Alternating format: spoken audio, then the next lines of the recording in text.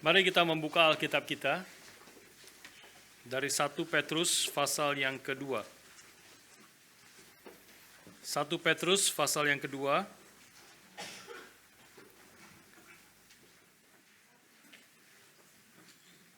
Saya akan membacakan bagi saudara ayat yang ke-9 dan ke-10, dan kemudian kita akan bersama-sama membaca ayat 11 dan 12. 1 Petrus pasal yang kedua, saya membaca 9 dan 10, ayat yang 2 minggu lalu kita sudah bahas, dan kita akan membahas hari ini ayat 11 dan 12, kita akan membaca bersama-sama. 1 Petrus 2 ayat yang ke-9. Tetapi kamulah bangsa yang terpilih, imamat yang rajani, bangsa yang kudus, umat kepunyaan Allah sendiri, supaya kamu memberitakan perbuatan-perbuatan yang besar dari Dia yang telah memanggil kamu keluar dari kegelapan kepada terangnya yang ajaib. Kamu yang dahulu bukan umat Allah, tetapi yang sekarang telah menjadi umat-Nya. Yang dahulu tidak dikasihani, tetapi yang sekarang telah beroleh belas kasihan. Bersama-sama. Saudara-saudaraku yang kekasih, aku menasihati kamu supaya sebagai pendatang dan perantau, kamu menjauhkan diri dari keinginan-keinginan daging yang berjuang melawan jiwa. Milikilah cara hidup yang baik di tengah-tengah bangsa-bangsa bukan Yahudi, supaya apabila mereka memfitnah kamu sebagai orang durjana, mereka dapat melihatnya dari perbuatan-perbuatanmu yang baik dan memuliakan Allah pada hari Ia melawat mereka. Mari kita berdoa sekali lagi, mohon pimpinan Tuhan.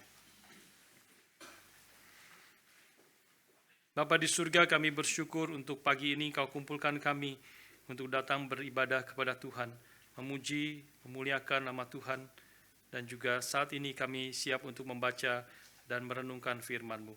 Tuhan kiranya menolong kami, firman yang sudah kami baca ialah Roh-Mu yang kudus yang memimpin setiap kami, memakai akan hamba-Mu, boleh memberitakan firman-Mu dengan setia dan dengan urapan Roh-Mu yang kudus.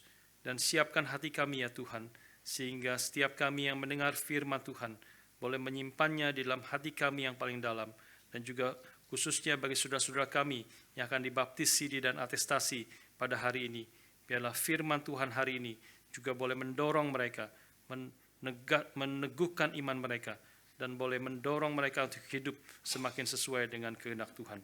Terima kasih Bapa, kami menyerahkan setiap kami ke dalam tangan Tuhan. Berkati dan pimpinlah kami, dan berikanlah kepada kami akan firman-Mu. Di dalam nama Tuhan kami Yesus Kristus, kami bersyukur, kami berdoa. Amin.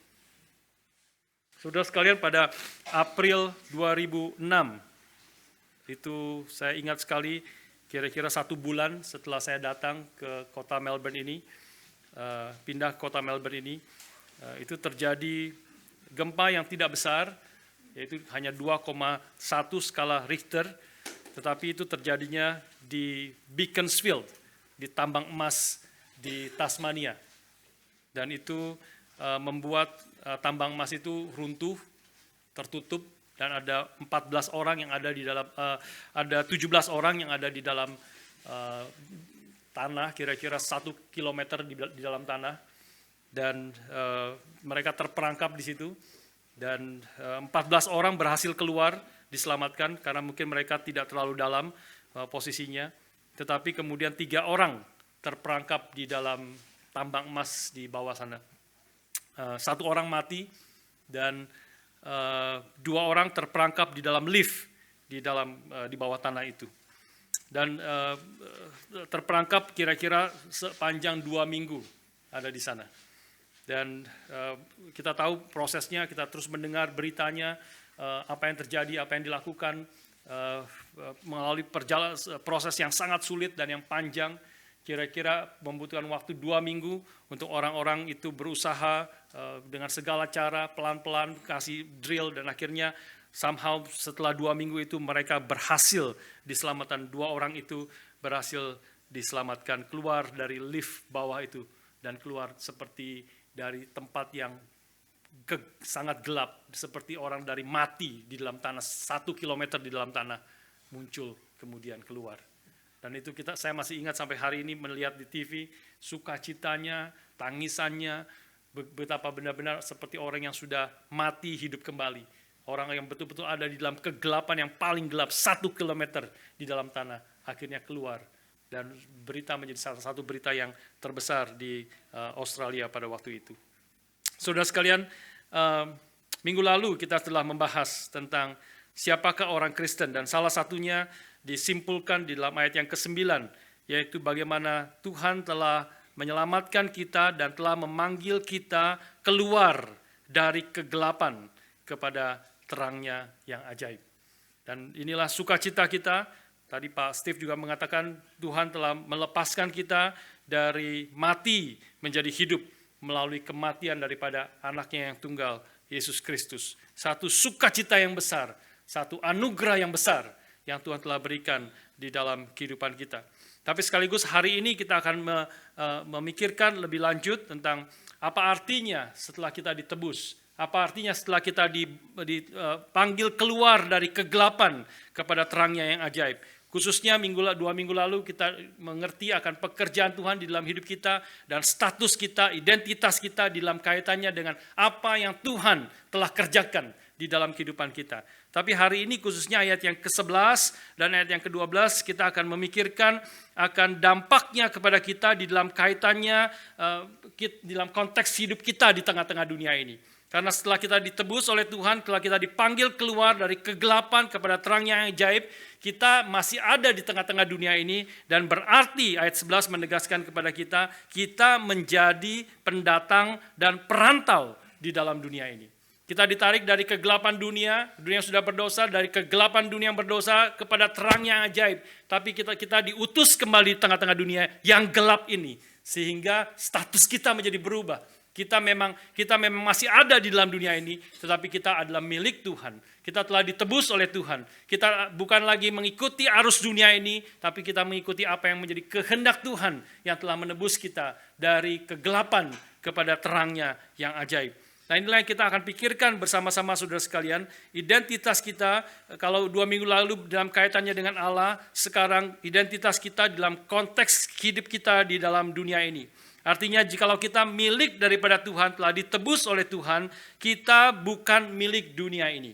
Kalau kita adalah telah ditebus oleh Tuhan, maka kita tidak menerima begitu saja cara hidup, cara pikir dunia ini yang kita kadang-kadang asumsi dan hidupi sehari-hari, dan kita tanpa sadar itu bukan hanya hal-hal yang dengan jelas melawan firman Tuhan, tetapi ada hal-hal yang tidak secara sadar kita ikuti dan hidupi di dalam dunia ini, dan kita terima dengan begitu saja tanpa memikirkan dengan lebih kritis tentang apa yang dunia ini tawarkan dan pengaruhi dan ajarkan kepada kita. Kadang-kadang saya memperhatikan kita sebagai tentu orang-orang yang bukan Kristen, tapi termasuk juga orang-orang Kristen, kadang-kadang waktu membaca Alkitab, waktu membaca, mendengar firman Tuhan diberitakan, maka kita seringkali memakai pikiran yang kritis, ya, secara kritikal, mempertanyakan kenapa begini, kenapa begitu. Tentu sesuatu di dalam pengertian tertentu adalah sesuatu yang sangat baik dan sangat sehat. Kita menyelidiki, membaca, ingin mengetahui dan sebagainya. Tetapi problemnya adalah kadang-kadang kita tidak memakai cara pikir yang kritis itu untuk melihat apa yang terjadi di dalam dunia ini. Bagaimana pengaruh-pengaruh yang terjadi yang mempengaruhi hidup kita, dan sehingga asumsi hidup kita waktu kita menjalani hidup kita sehari-hari, kita tidak pernah mempertanyakan mengapa saya hidup seperti itu, mengapa saya berpikir seperti itu, mengapa saya menghadapi persoalan seperti itu, mengapa saya mengatur hidup saya seperti itu.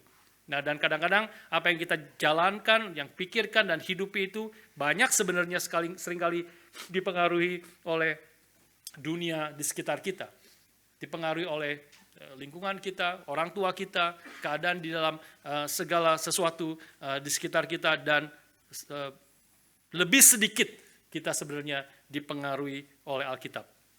Jadi sebenarnya melalui renungan pada pagi hari ini kita akan bersama-sama memikirkan, biarlah kita menjadi orang-orang Kristen yang justru mempercayai, memegang, tentu mengerti, tentu harus bertanya, bergumul dengan firman Tuhan, tetapi hatinya adalah mempercayai ini adalah kebenaran firman Tuhan, karena aku adalah milik Tuhan. ini adalah firman Tuhan, maka aku akan percaya, aku akan memegangnya, aku akan menghidupinya, mentaati akan kebenaran firman itu. Tetapi selain itu, di luar itu, di tengah-tengah dunia ini, kehidupan yang ajaran-ajaran yang mempengaruhi kita, cara berpikir dunia ini, cara hidup daripada dunia ini, kita justru harus menilainya dengan kritis berdasarkan terang daripada firman Tuhan. Kita harus membentuk dan membangun diri kita dengan cara pikir pendatang di dalam dunia ini. Inilah hal yang pertama akan kita renungkan bersama-sama. Kita adalah saudara-saudaraku yang kekasih, aku menasihatkan kamu supaya sebagai pendatang dan perantau. Di sini istilahnya adalah aliens and strangers. Dear friends, I urge you as aliens and strangers in the world. Kita adalah sekarang kalau kita sudah ditebus oleh Tuhan, dari kegelapan kepada terangnya yang ajaib, kita menjadi pendatang dan perantau. Aliens and strangers in the world. Ini tentu poin yang sudah pernah disinggung sebelumnya di dalam pasal 1 ayat 1, di dalam pasal 1 ayat 17 pernah disinggung oleh Petrus, tetapi di sini ya, dia akan menjelaskan dengan lebih detail apa artinya sebagai pendatang dan perantau di dalam dunia ini. Dan kemudian meletakkan identitas kita sebagai perantau dan pendatang ini di dalam kerangka rencana besar Allah bagi umatnya. Ya, ini akan kita renungkan bersama-sama pada pagi hari ini. Dan biarlah firman Tuhan pada pagi hari ini juga khususnya boleh diterima dengan sungguh-sungguh bagi saudara-saudara yang akan dibaptis, sidi, dan atestasi. Karena saudara sekarang menyatakan pengakuan iman, menyatakan diri sebagai anak-anak Tuhan, umat Tuhan, milik Tuhan, saudara berarti ingatlah status saudara sebagai pendatang dan perantau di dalam dunia ini. Aliens and strangers in the world. Nah, apa artinya? Apa artinya kita sebagai pendatang dan perantau di dalam dunia ini?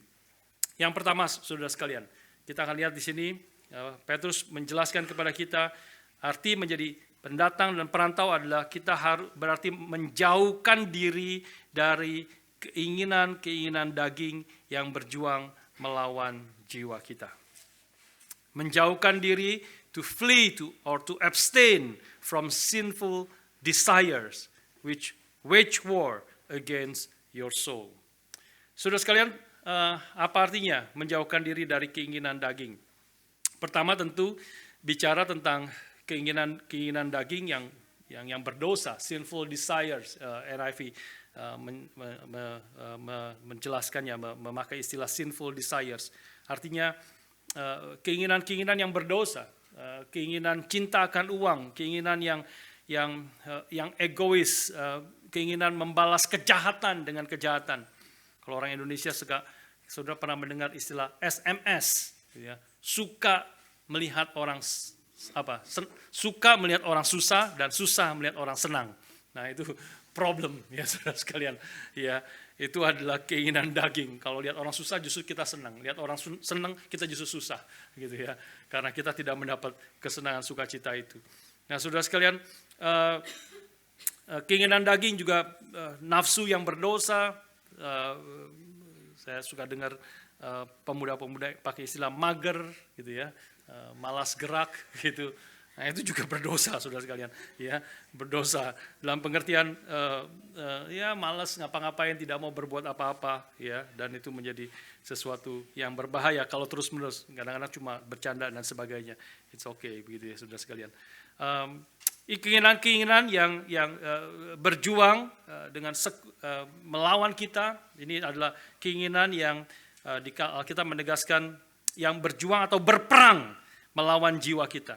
Keinginan-keinginan yang membuat jiwa kita lesu, membuat jiwa kita kerdil, yang membuat jiwa kita tidak lagi mau mentaati kehendak Tuhan, membuat jiwa kita tidak lagi bersemangat untuk melakukan kehendak Tuhan. Inilah keinginan daging yang terus menyerang kita, terus berperang melawan kita, menjauhkan kita daripada kehendak Tuhan. Nah, inilah yang pertama, kalau kita sadar kita adalah orang asing dan pendatang yang ada di dalam dunia ini, bahwa kita adalah milik Tuhan, maka kita harus berperang dengan keinginan-keinginan daging yang ini adalah satu peperangan yang dahsyat, ya, seperti Israel sedang berperang dengan Hamas, teroris itu, yang terus mau menghancurkan, terus menghabiskan. Tentu persoalan menjadi kompleks ya kalau kita melihat apa yang terjadi dalam sejarah dan sebagainya. Tetapi yang sangat jelas, yang sangat secara first point kita bisa melihat di situ kejahatan dan terorisme yang dilakukan oleh Hamas yang sangat ekstrim itu, menangkap, membunuh, menyiksa, bahkan bukan hanya tentara Israel tetapi juga orang tua dan anak-anak, bahkan bayi kita mendengar juga dibunuh, dipenggal kepalanya dan sebagainya. Ini adalah kita perlu mengingat juga ada musuh yang sama dahsyatnya, yang sedang berperang, yang sedang berjuang melawan jiwa kita. Supaya jiwa kita tidak bertumbuh, supaya jiwa kita tidak mengenal Tuhan, supaya jiwa kita tidak mengasihi Tuhan, tapi mencintai akan dunia ini, mencintai uang, mencintai segala sesuatu yang bertentangan dengan kehendak Tuhan. Maka Kristus mengatakan, jikalau matamu menyesatkan engkau, cungkilah. Jikalau tanganmu menyesatkan engkau, penggallah. Karena lebih baik engkau masuk ke dalam kerajaan Allah dengan mata satu, dengan tangan satu, dengan timpang, daripada seluruh tubuhmu yang utuh dicampakkan ke dalam neraka. Inilah nafsu atau keinginan-keinginan daging, sinful desires yang berjuang melawan kita, yang kita harus lawan dan berperang, menjauhkan diri daripadanya. Tapi hal yang kedua, saudara sekalian, bukan hanya hal-hal yang sangat jelas berdosa. Yang kita tahu, meskipun kita tetap harus berjuang tentang hal itu. Kita kadang-kadang tergoda untuk hal itu. Tapi juga hal kedua yang saya ajak kita pikir adalah keinginan-keinginan yang lebih terselubung, yang subtle. Ya, keinginan-keinginan yang pada dirinya sendiri tidak berdosa. Bahkan sebenarnya keinginan-keinginan itu, hal-hal itu merupakan bagian dari berkat Tuhan. Kita harus berperang juga dengan hal ini. Yang saya maksudkan adalah bicara tentang kesehatan. Tentu hal yang baik, yang kita semua ingin sehat, dan keselamatan ada bagiannya di dalamnya juga. Bicara tentang kesehatan tubuh, ya. Bicara tentang keluarga, tentang orang tua, tentang anak, ya, tentang saudara, dan keluarga dan sebagainya. Itu adalah hal-hal anugerah Tuhan yang Tuhan berikan kepada kita. Kecukupan, ya, akan makanan yang baik, persahabatan yang baik, karir, ya, keindahan alam. Itu semuanya adalah hal-hal yang baik pada dirinya sendiri, bahkan adalah anugerah Tuhan, bahkan bagian-bagian daripada keselamatan ketika kita ada di dalam Kristus. Kita bisa lebih mengerti akan keindahan alam. Kita bisa lebih mengerti bahwa heavens declare the glory of God. Melihat keindahan alam, kita melihat akan kebesaran dan keagungan dan kemuliaan Tuhan. Tetapi, saudara sekalian, kalau hal-hal itu yang saya sebutkan tadi, itu dilepaskan daripada Allah, bahkan kemudian menjadi lebih penting daripada Allah, maka ini bisa menjadi termasuk di dalam keinginan-keinginan daging yang berjuang, berperang, dan berusaha menghancurkan jiwa kita. Kita perlu hati-hati di sini. Ya, yang saya maksudkan, saya ambil contoh misalnya, kadang-kadang ke gereja, sebagai contoh kita datang ke gereja ini, kita bisa banyak menikmati banyak hal. Ya, secara manusiawi langsung sadar menikmati banyak hal. Ada tempat yang baik, ya, ada kehangatan, welcoming, persahabatan, ada persekutuan yang baik yang kita bisa nikmati.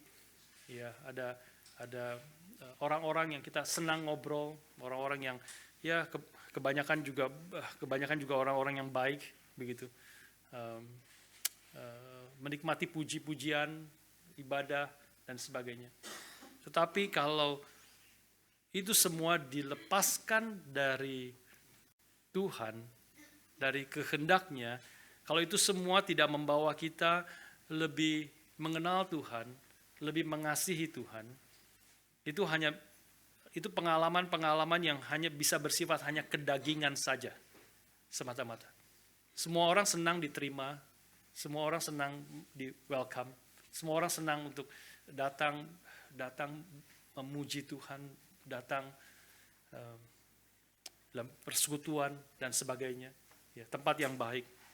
Kalau itu kita tidak melihatnya sebagai anugerah Tuhan dan tidak melihatnya sebagai ini harusnya membawa kita lebih dekat, lebih mengasihi Tuhan, lebih taat kepada Tuhan, lebih membawa kita ingin dekat kepada Tuhan, maka itu juga bisa menjadi bahaya yang besar. Kita kehilangan satu inti yang paling penting di dalam hidup kita sebagai anak-anak Tuhan. Saya ambil contoh yang lain yang kita beberapa minggu ini sering mendengar, yaitu tentang KKR regional.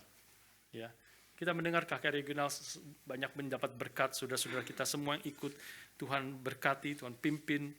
Kita sangat bersuka cita, kita sangat senang pergi ke sana meskipun ada kesulitan, tantangan yang besar, tapi kita sangat senang melihat wajah anak-anak yang menyambut kita, ya. Kita senang mereka waktu pergi juga semua pada dada ibu, dada bapak, dada semuanya di pinggir kelas, sangat senang kita datang dan sangat menyambut kita, dan mereka juga waktu kita pergi mereka sangat bersyukur untuk hal itu. Kita pergi ke sana, tantangan, kesulitan, mungkin ada yang tidak pernah pergi naik motor di situ berjam-jam, melewati naik turun gunung dan sebagainya, jalan-jalan yang rusak. Kita semua senang di situ, mengalami meskipun susah, tapi ada sukacita. Bersama bertemu dengan saudara-saudara seiman di sana, ya, tidur di tempat yang sangat sederhana, makan yang sangat sederhana selama 1 minggu itu. Dan sebagainya, mengalami pengalaman baru itu membuat kita sangat senang dan bersukacita. Hampir semuanya itu, bahkan ada yang sakit menjadi sembuh karena ada mengikuti tantangan KKR regional seperti itu. Tapi saudara sekalian, yang kita harus hati-hati di sini adalah kita bisa menikmati itu semua tanpa membawa kita mengenal siapa Tuhan itu sesungguhnya. Kita bisa senang, sukacita karena kita disambut datang ke sana. Karena orang-orang di sana haus. Kita datang, mereka semua anak-anak haus, mendengarkan dengan sungguh-sungguh. Kita mengalami pengalaman-pengalaman, pergi ke tempat-tempat yang tidak pernah kita pergi, mengalami pengalaman-pengalaman yang luar biasa di sana. Tapi kalau itu semua tidak membawa kita mengenal Tuhan lebih dalam, tapi kalau itu semua tidak membawa kita menyadari Tuhan itu begitu besar, kalau itu semua tidak membawa kita ingin lebih dekat kepada Tuhan, makin mentaati Dia, mengasihi Dia dalam seumur hidup kita, maka sebenarnya kita kehilangan sesuatu yang sangat inti daripada iman kekristenan. Saudara sekalian, inilah yang kita harus pikirkan bersama-sama. Saya mau uji hal ini bagi kita sekalian dengan satu pertanyaan. Maukah engkau ke sorga, pergi ke sorga, di mana semua hal yang baik yang tadi saya katakan itu ada di sana. Kita mendapatkan kesehatan yang sempurna. Kita sudah tahu di surga itu kesehatan bukan hanya kesehatan yang paling bagus di dalam hidup kita dulu, waktu masih lebih muda, tapi kesehatan yang tidak pernah kita alami. Kesehatan yang sempurna, mata, hidup semuanya sempurna. Kita senang karena kesehatan yang 100% fit. Ya. Kita ada saudara-saudara, keluarga-keluarga di situ, orang-orang yang kita kasih, bertemu juga di surga di sana. Kita mengalami segala kenikmatan makanan yang paling enak yang kita pernah makan. Bahkan lebih enak daripada makanan yang paling enak yang pernah kita makan. Kita mengalami juga segala macam keindahan alam. Tidak ada lagi dosa, tidak ada lagi sakit. Ya, kita dibebaskan semuanya mendapat hal yang sempurna. Maukah saudara ada di tempat seperti itu, tetapi dengan satu hal yang berbeda, yaitu tidak ada Kristus di situ. Semua kesehatan, kenikmatan hidup, semua hal yang baik yang kita terima, semuanya sempurna. Tapi tidak ada Kristus di situ. Saudara mau ke tempat seperti itu? Kadang-kadang kalau kita pikir itu menjadi ujian. Apakah sebenarnya Kristus dirinya sendiri itu adalah yang paling utama lebih daripada segala sesuatu? Kalau bukan dia, kalau dia bukan yang utama, kalau dia bukan sukacita yang utama, karena Westminster Shorter Catechism adalah the chief end of man to glorify him and to enjoy him. Menikmati dia. Bukan hanya menikmati segala berkat dan anugerahnya. Tentu kita bersyukur segala berkat dan anugerah Tuhan. Tetapi kalau itu menggantikan akan diri Tuhan sendiri, maka kita sebenarnya kehilangan sesuatu yang paling penting akan jati diri kita sebagai anak-anak Tuhan. 2 minggu lalu seluruh diri kita tidak akan ada, segala berkat yang baik itu tidak akan ada kalau tidak ada Tuhan yang menebus kita. Tidak ada Tuhan yang memberikan identitas yang baru pada kita. Tidak ada Tuhan yang membawa kita keluar dari kegelapan kepada terangnya yang ajaib. Pemazmur dan seluruh Alkitab mengajarkan kita akan kebenaran ini. Mazmur 73 mengatakan, sekalipun dagingku dan hatiku habis lenyap, bagianku adalah Allah untuk selama-lamanya. Paulus mengatakan segala sesuatu kau anggap rugi. Segala sesuatu itu bukan hanya hal-hal yang negatif, hal-hal yang berdosa, tetapi hal-hal yang baik pada dirinya sendiri sebenarnya tidak salah. Segala sesuatu yang baik, tetapi itu ku anggap rugi dan bahkan ku anggap sampah dibandingkan dengan pengenalan akan Kristus. Aku mau mengenal dia, aku mau mengasihi dia, aku mau mentaati dia lebih dari segala sesuatu, dan segala hal yang lain berkatnya adalah bonus. Tetapi Kristus harus yang menjadi utama di dalam kehidupan kita. Menjauhkan diri dari keinginan-keinginan daging yang berjuang melawan kita, termasuk hal-hal yang subtle seperti demikian. Kalau kesehatan kita, keluarga kita, suami kita, istri kita, anak-anak kita, itu tentu orang-orang yang paling dekat dengan kita tahu. Ya. Kita kalau dengar kesaksian seringkali itu, kalau orang sharing itu bicara tentang anak, keluarga, suami, istri, orang tua, itu dekat sekali dengan hati kita. Seringkali orang menangis sharing tentang hal itu. Karena itu very close to our hearts. Tapi Tuhan Yesus mengatakan, kalau engkau mengasihi anakmu, istrimu, suamimu, orang tuamu lebih daripada aku, kau tidak layak menjadi muridku. Ini yang biarlah kita boleh mengingat hari ini, firman Tuhan juga bagi saudara-saudara yang akan dibaptisi di atestasi. Biarlah Tuhan harus menjadi segala-galanya dalam hidup kita. Inilah rencana besar Tuhan. Nanti di dalam bagian yang terakhir kita melihat ayat 12 terakhir. Perbuatan-perbuatan kita yang baik pun supaya orang melihat dan mereka memuliakan Allah pada hari Ia melawat mereka. This is the greatest goal. Harus nama Tuhan dipermuliakan. Melalui seluruh hidup kita, melalui seluruh apa yang kita kerjakan. Kita tidak boleh menjadikan hal-hal yang baik itu, keluarga, kesehatan kita, karir kita, apapun itu, menjadi lebih daripada Tuhan. Dia harus segala-galanya. Nama dia harus dipermuliakan. Itulah tujuan besar dari hidup kita. Sehingga pertanyaannya adalah, bagi kita perlu mengkoreksi diri. Apakah betul semua hal yang saya kerjakan hari ini, sehari-hari yang saya kerjakan, betulkah itu berkenan kepada Tuhan? Betulkah itu memuliakan akan nama Tuhan?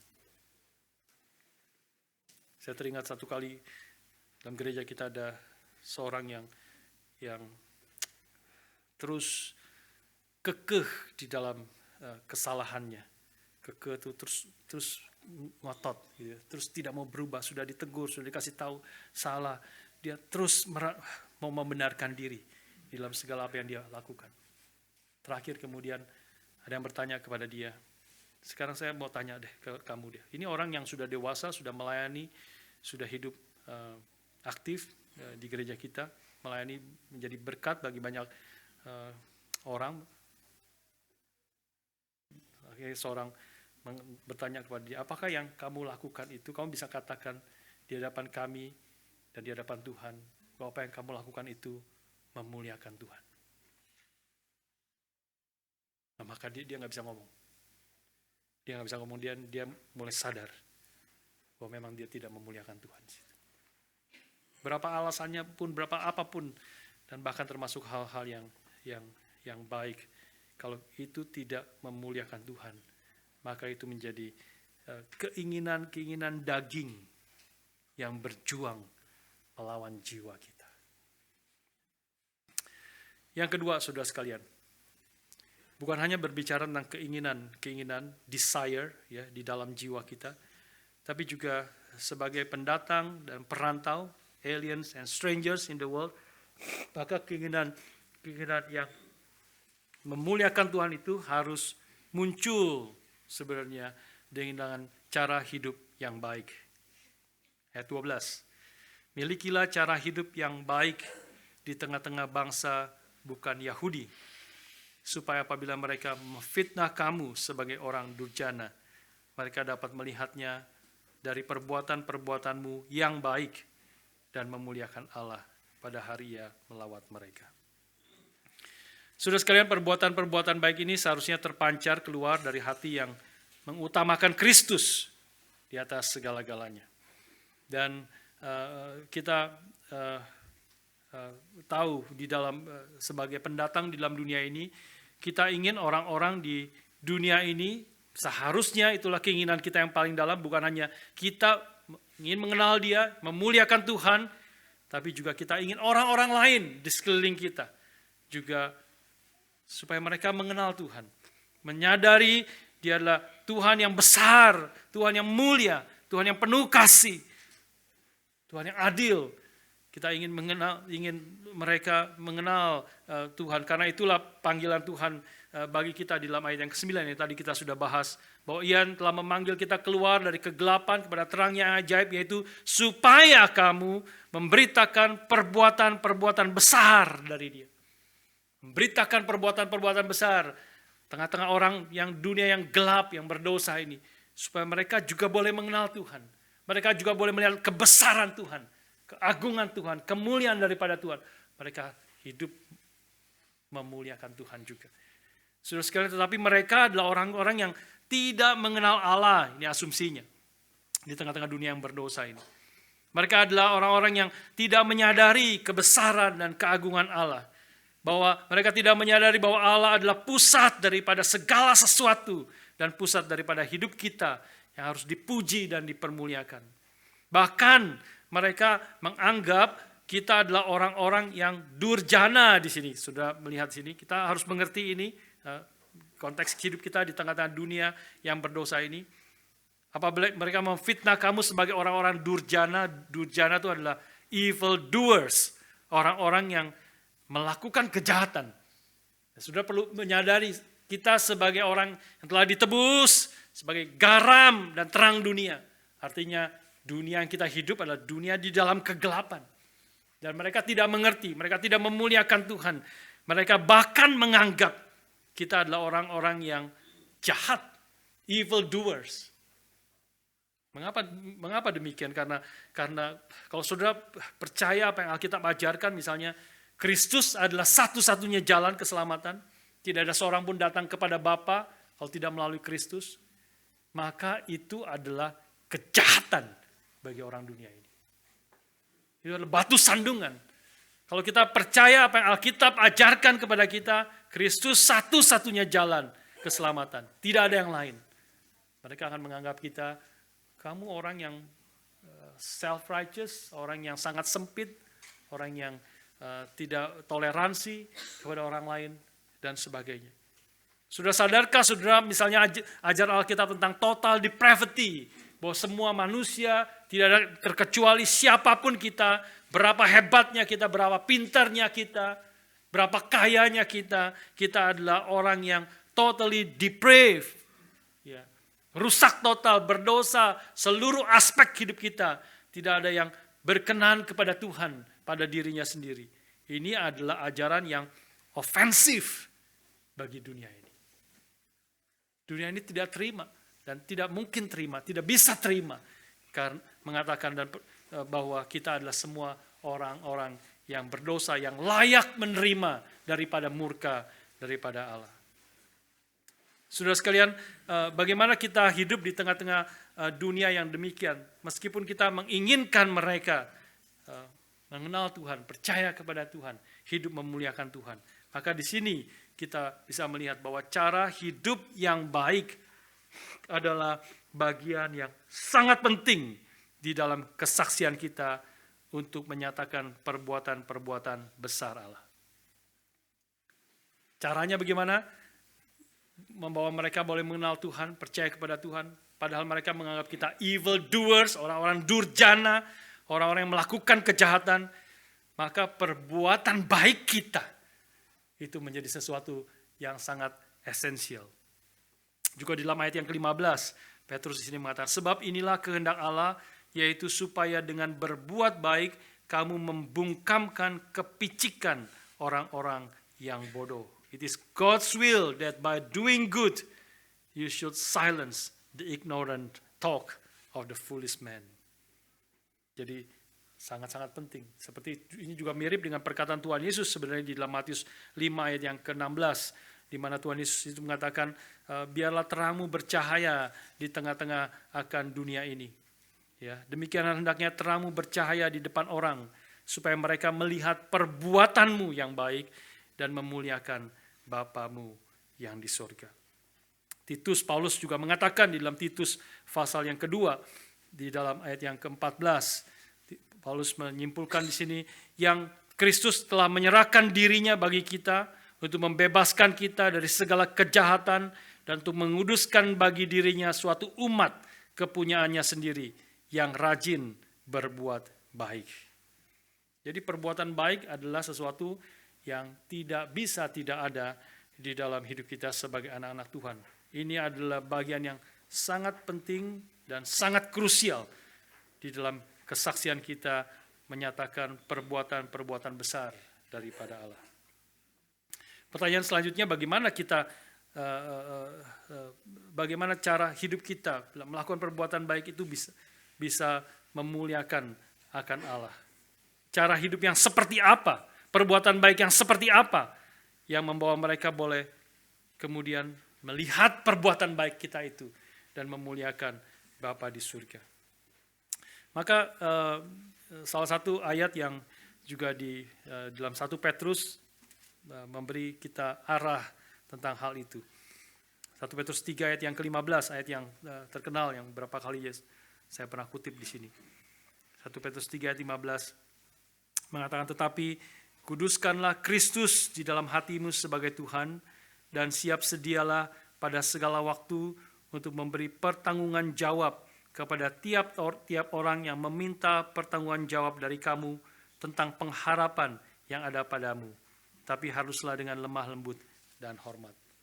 Saya pernah menyimpulkan kalimat ini khususnya bagian tengahnya. Siap sedialah pada segala waktu untuk memberi pertanggungan jawab ya kepada tiap-tiap orang yang meminta pertanggungan jawab dari kamu. Yaitu adalah hidup kita harus hidup yang, saya pakai istilah, a questionable life. Ya, we need to live a questionable life.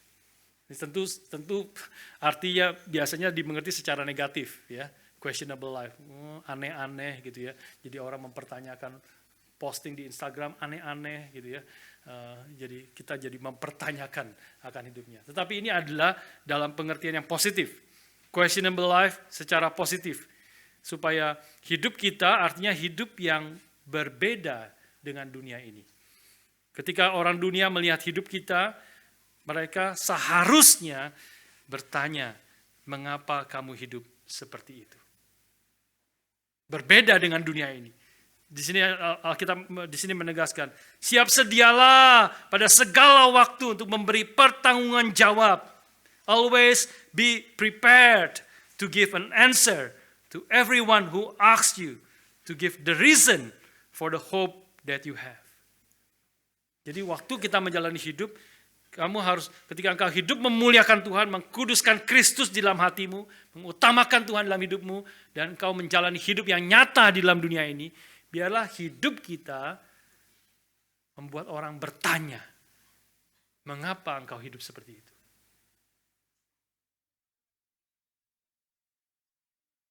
Ketika hidup kita adalah hidup yang penuh kasih kepada orang lain, hidup yang berkorban karena kebenaran, hidup yang berkorban untuk demi menolong orang lain. Ketika kita menyatakan hidup yang murah hati dan tidak mengutamakan diri sendiri, orang akan bertanya, orang akan melihat. Dan ketika mereka melihat bahwa sebenarnya hidup yang berkorban itu, hidup yang murah hati, mengasihi orang lain itu bukan karena kita mencari kemuliaan diri. Bukan supaya kita mendapat keuntungan yang lain, keuntungan materi misalnya. Maka orang akan bertanya, mengapa kamu hidup seperti itu? Pengharapanmu ada di mana? Pengharapanmu bukan di dalam kemuliaan diri, pengharapanmu bukan di dalam harta yang kau dapat, keuntungan yang kau dapat, tetapi pengharapanmu ada di mana? Inilah hidup yang questionable life, hidup yang melakukan perbuatan baik, dan ini adalah sesuatu yang sangat krusial di dalam zaman kita ini. Zaman modern atau postmodern yang tidak lagi menganggap Tuhan itu penting, yang menganggap Tuhan itu tidak berarti, tidak ada Tuhan, tidak ada Tuhan, tidak ada bedanya sama sekali dalam hidupku. Berdoa, tidak berdoa, sepertinya tidak ada bedanya sama sekali dalam hidupku. Maka kesaksian hidup kita melalui perbuatan kita, perbuatan baik yang kita lakukan yang membuat orang bertanya-tanya tentang pengharapan kita, itu menjadi sesuatu yang sangat krusial. David Wells di dalam bukunya God in the West Lane, dia mengatakan seperti demikian. Saya paraphrase dengan keadaan kita sekarang ya.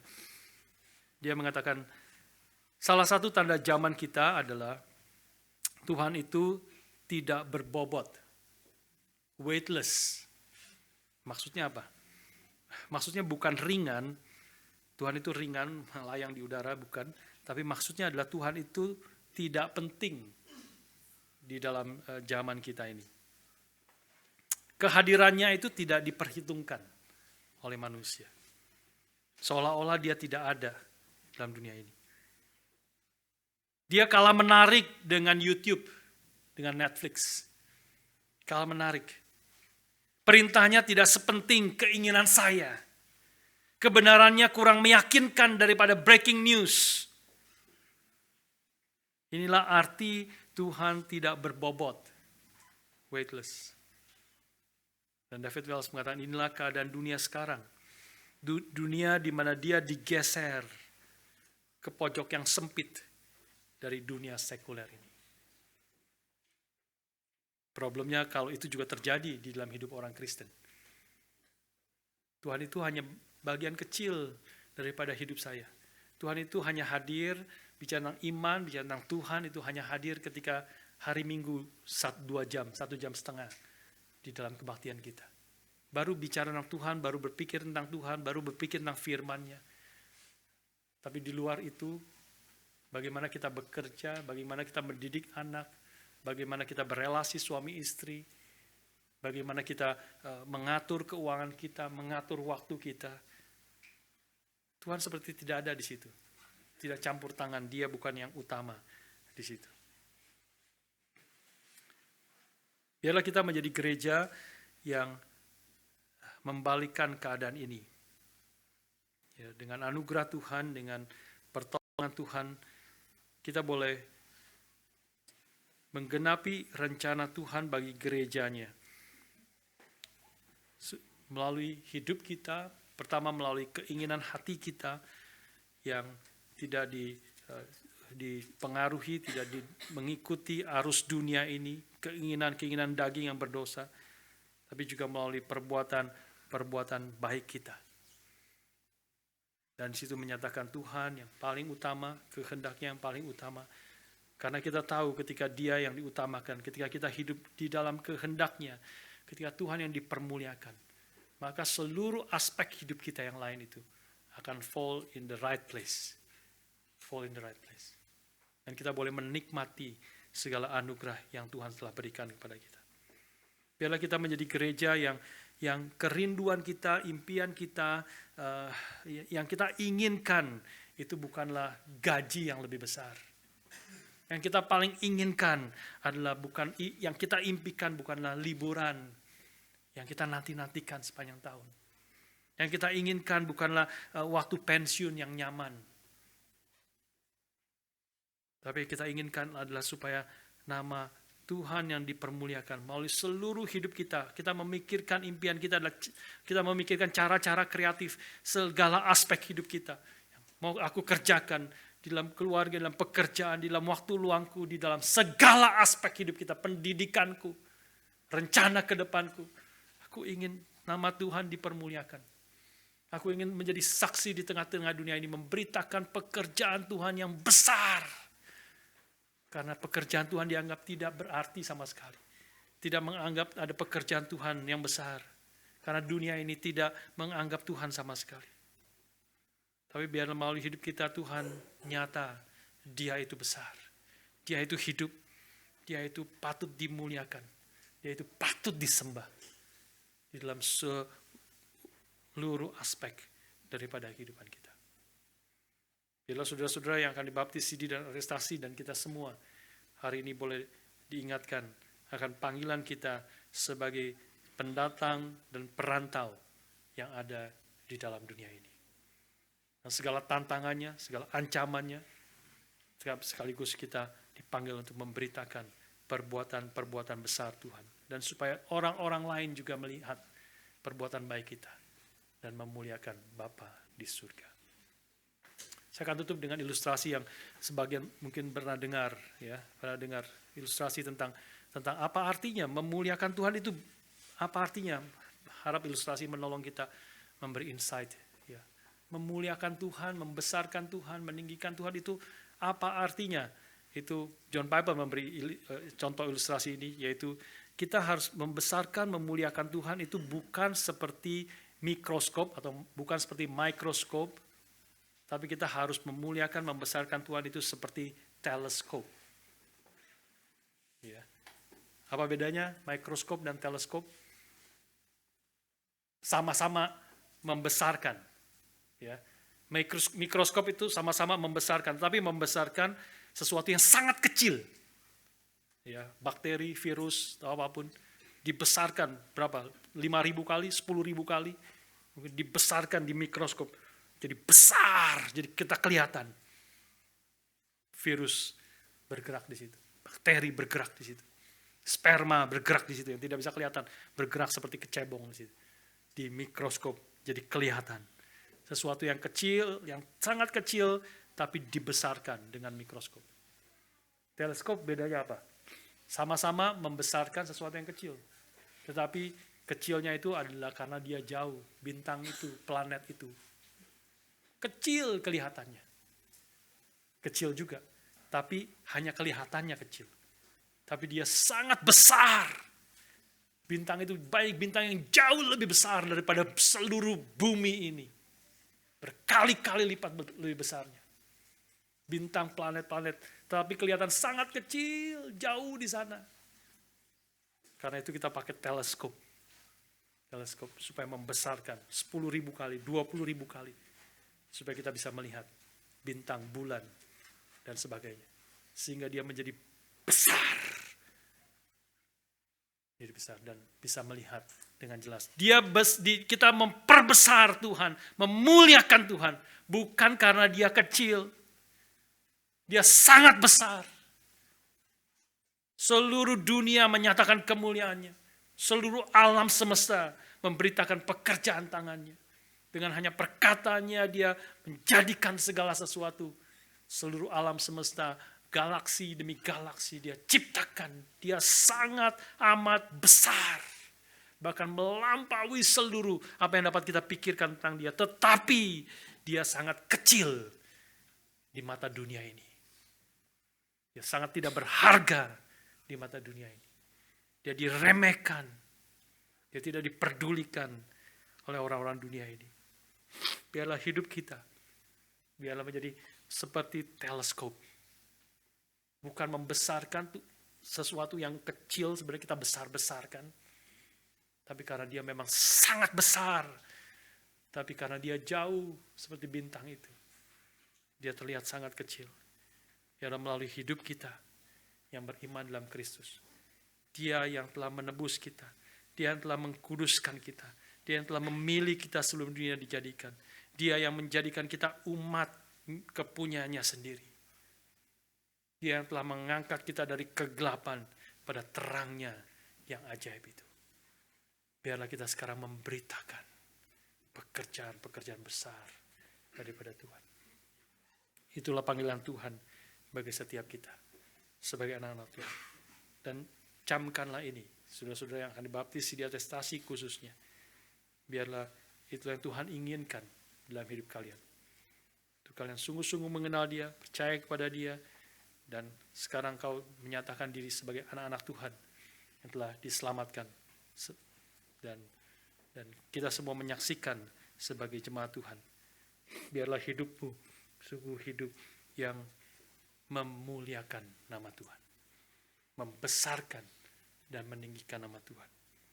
Karena Dia memang besar, karena Dia memang mulia, karena Dia jauh lebih mulia dari apa yang bisa kita katakan tentang Dia. Biarlah hati kita makin mengasihi Dia, makin taat, mengenal Tuhan, dan makin hidup menyatakan kemuliaannya. Mari kita berdoa.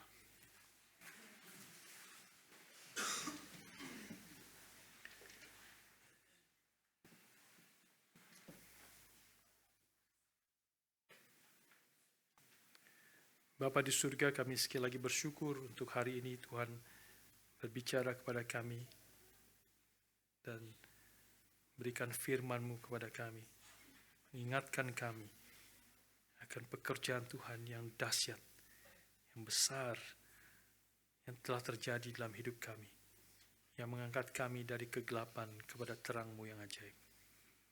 Kami bersyukur firman-Mu mengingatkan kami, status kami sebagai umat milik-Mu yang diutus di tengah-tengah dunia yang gelap, yang tidak mengenal Engkau.